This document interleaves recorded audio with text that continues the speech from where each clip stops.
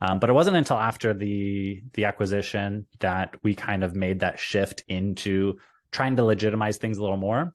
So at that point, yes, we had the consistency, and we were kind of motivated by the being in that kind of post acquisition phase of trying to push for something more legitimate that we could scale. And so at that point, that's when we pushed for W-2. We moved everyone over to salary. And then pretty quickly, I think within 3 months of introducing the salary, we then introduced benefits. And around that same time, we opened the actual physical office. And the physical office, I was actually against the idea for the most part.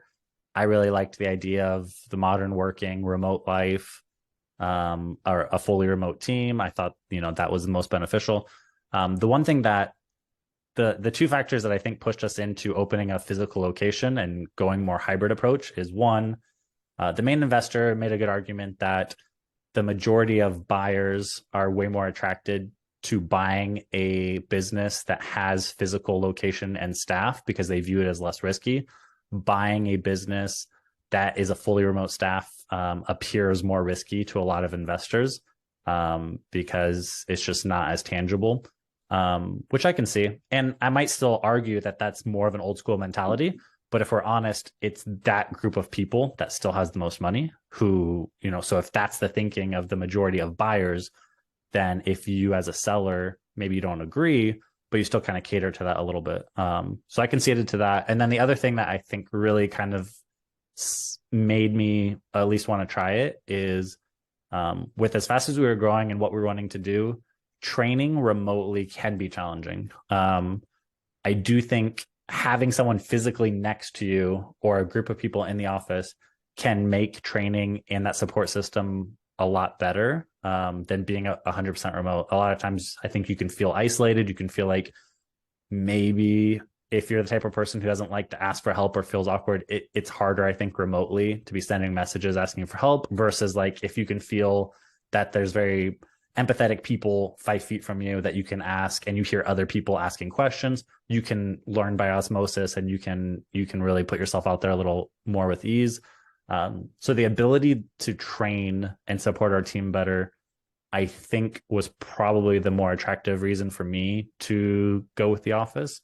And so we pulled the trigger on a commercial lease there, and surprisingly, the team there seems to really like working in the office. And you probably get that vibe from them too.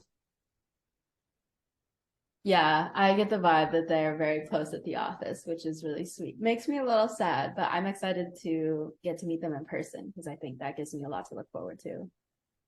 Yeah, and I think, and I will say that too. I guess that was the other part that kind of made it an attractive idea in my mind is that when we would have the meetups, like we would actually meet in person and have our group kind of like conferences or get-togethers, the kind of the energy and excitement that came out of those was something that we weren't able to create virtually. And so I will say that like we came away from those meetings way more energized and way more, I think, inspired of what we were trying to build and excited about the team we had, that in a way that we didn't have virtually. So